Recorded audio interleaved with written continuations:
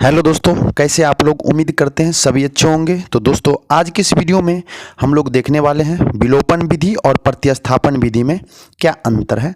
अगर आप class 10th maths पढ़ रहे हो तो दोनों विधि में अंतर आपको याद रखना जरूरी होता है। आखिर क्वेश्चन को हम लोग विलोपन विधि में कैसे सॉल्व करते हैं और प्रतिस्थापन विधि में कैसे सॉल्व करते हैं। तो आइए देखते हैं कि हमारे पास जो क्वेश्चन है,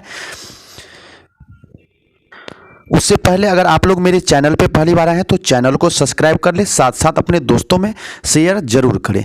तो आइए हम लोग सबसे पहले हम लोग देखेंगे क्वेश्चन को। यहाँ पे अपने पास है विलोपन विधि में 4x plus 3y is equal to 9, ये अपना पहला समीकरण हो गया। उसके बाद यहाँ पे है दूसरा समीकरण 3x plus 4y is equal to 12, ये अपना दूसरा समीकरण है। तो इस वाले प्रश्न को हम लोग किस विधि से बनाएंगे? तो बनाएंगे विलोपन विधि से। आखिर विलोपन विधि में हम लोग क्या करते हैं, आइए सीखते हैं, फिर हम लोग बाद में प्रतिस्थापन विधि को देखेंगे और दोनों विधि को आज हम लोग इस वीडियो में कवर करेंगे। तो सबसे विलोपन विधि में क्या होता है, किसी एक टर्म को या तो x वाले को या फिर y वाले को किसी एक टर्म को बराबर करके विलुप्त कर देना है, मतलब गायब कर देना है। अगर आप यहाँ पे y को बराबर करके विलुप्त करते हैं, गायब करते हैं, तो आपका x का मान निकल आएगा। तो आइए इसको देखते हैं। तो सबसे पहले हम यहाँ पे y को बराबर कर लेते हैं। जब y को बराबर करेंगे तो यहाँ पे चूंकि 3y है और यहाँ पे 4y है, तो हम लोग करते क्या है कि समीकरण पहले में जो है हम लोग मल्टीप्लाई कर देते हैं इस 4 से, और समीकरण 2 में जो हम लोग मल्टीप्लाई कर देते हैं इस 3 से। तो यहाँ पे अपना क्या हो जाएगा, 4 तिया 12 और ये हो जाएगा आपका 4 तिया 12, यानी दोनों समीकरण में जो है y की मान जो है आपका बराबर हो जाएगा। लेकिन इस 4 से गुना करने के बाद आपका क्या हो जाएगा, ये जो समीकरण है इस बराबर से पहले के दोनों टर्म में गुना हो जाएगा और इस 9 में भी इस 4 से गुना हो जाएगा। तो आइए एक बार इसको फिर से लिख लेते हैं दोबारा। तो ये आपका हो जाएगा 4 गुने 4, यानी ये आपका हो जाएगा 16x प्लस में ये हो जाएगा 4 तिया कितना, ये आपका हो जाएगा 12y, बराबर में आपका कितना हो जाएगा 9 चौके 36। उसके बाद इस 3 से इसमें हम लोग गुना करेंगे दूसरे समीकरण में। तो यहाँ पे आपका हो जाएगा 3 तिया 9x और ये आपका हो जाएगा प्लस का 12y और ये आपका बराबर का हो जाएगा 12 तिया 36। ठीक है, तो यहाँ पे अपना क्या आ गया, ये दोनों समीकरण को गुना करने के बाद ये अपना आ गया 16x प्लस 12y बराबर 36 और 9x प्लस 12y बराबर 36। अब हम लोग क्या करेंगे, यहाँ पे y वाले टर्म जो है इसको विलुप्त कर देंगे। चूंकि हम लोग अभी विलोपन विधि को देख रहे हैं तो y वाले टर्म को विलुप्त कर देना है। तो यहाँ पे देखिए क्या है कि साइन अभी सेम है, तो आपको एक चीज़ और भी याद रखनी है। अगर यहाँ पे प्लस यहाँ पे माइनस होता तो हम लोग लिखते हैं यहाँ पे जोड़ने पर। चूंकि साइन सेम है, प्लस प्लस है, तो यहाँ पे लिखेंगे हम लोग घटाने पर। जब घटाने पर लिखेंगे तो घटाने पर क्या होगा कि जो भी समीकरण है ना, नीचे वाले समीकरण का साइन आपका बदल जाएगा। तो चूंकि यहाँ पे अभी प्लस है तो यहाँ पे अभी माइनस हो जाएगा, और यहाँ भी प्लस है तो यहाँ माइनस हो जाएगा। यहाँ पे माइनस इसलिए हुआ क्योंकि यहाँ पे प्लस छुपा हुआ होता है और प्लस जो है ना ये लिखा नहीं करते हैं। ठीक है, तो अब यहाँ पे भी प्लस है तो यहाँ भी आपका माइनस हो जाएगा। तो 12y और 12y आपका कट जाएगा, तो आपके पास क्या बचेगा 16 और यहाँ पे है 9। 16 में से 9 जाएगा तो हम लोग यहाँ पे घटाएंगे तो कितना बचेगा, ये अपने पास आएगा 7x।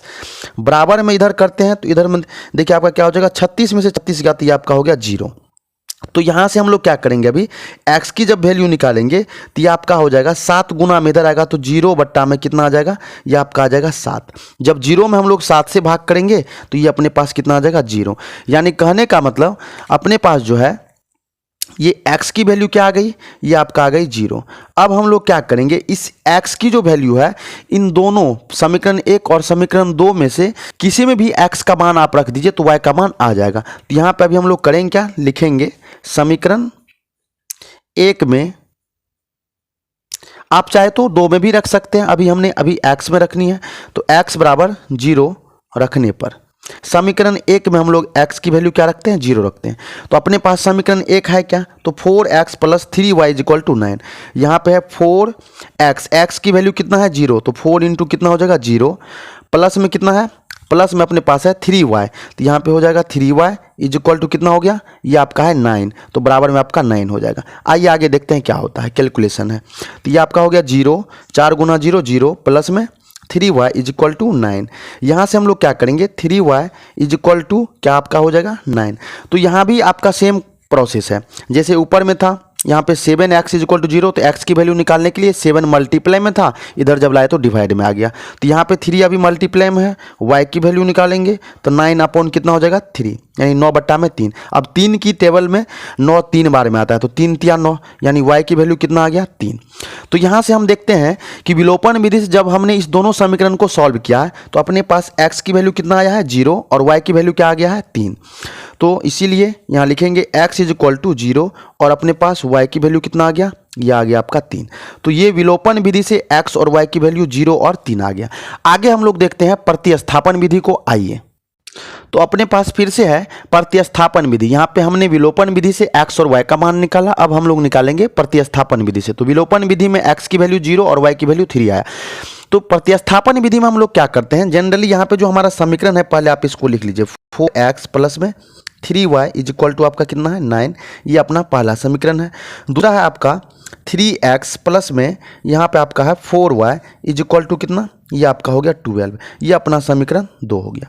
प्रतिस्थापन विधि में हम लोग क्या करेंगे, सबसे पहले किसी एक समीकरण से x या y का मान निकाल के दूसरे वाले समीकरण में रख देंगे। तो यहाँ पे हम लोग समीकरण 1 से आते हैं, तो समीकरण 1 से हम लोग क्या करते हैं, किसी एक चीज़ का मान निकाल लेते थे। ये अपने पास समीकरण 1 क्या है, 4x plus 3y is equal to 9।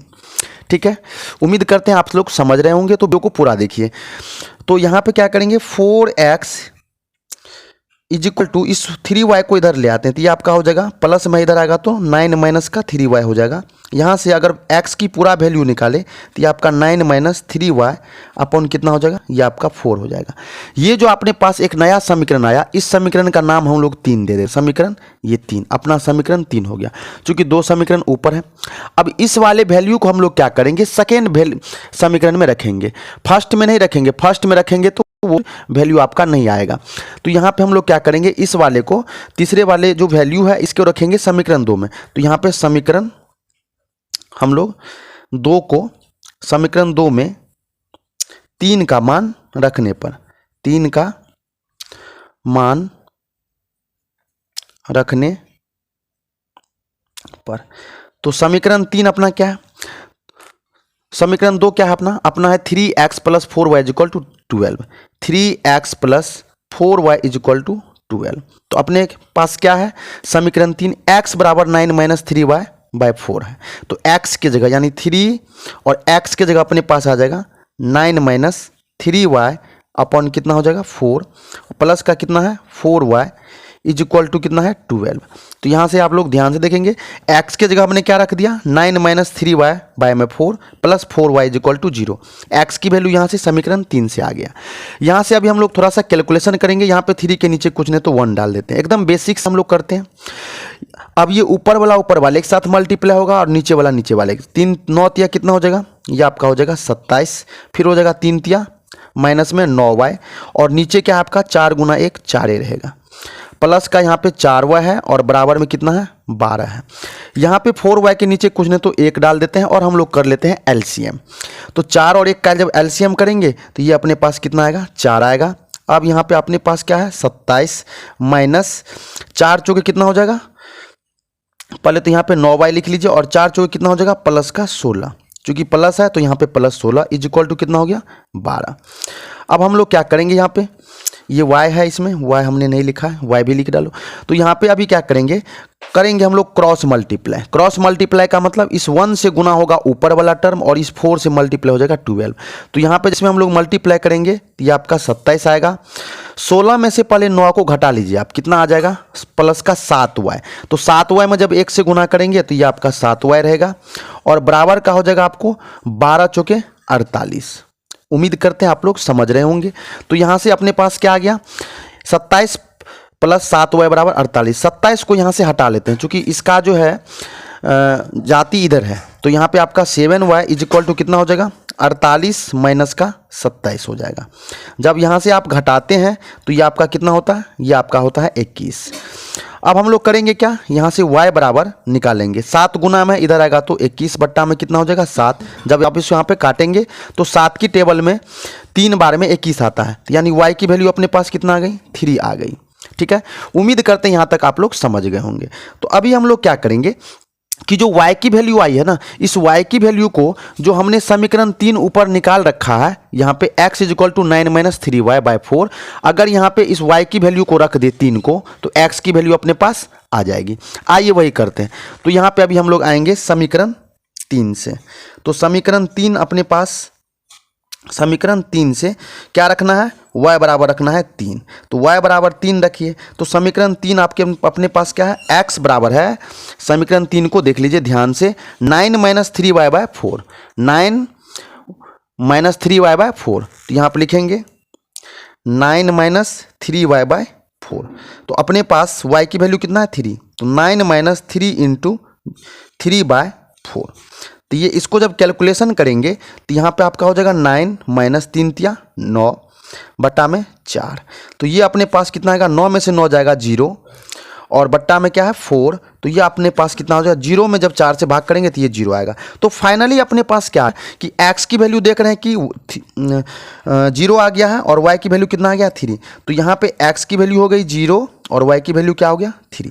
तो हमने क्या देखा कि विलोपन विधि में भी यहाँ पे हमने देखा, जब विलोपन विधि से हमने सॉल्व किया तो x की वैल्यू 0 और y की वैल्यू कितना है 3। जब हमने प्रतिस्थापन विधि से सॉल्व किया तो भी x की वैल्यू 0 और y की वैल्यू 3। तो दोनों विधि अलग अलग है, लेकिन हम जो मेरे द्वारा जो यहाँ पे मान निकाला गया है, या हम लोग के द्वारा जो मान निकाला जाता है x या y की, वो वैल्यू सेम होती है।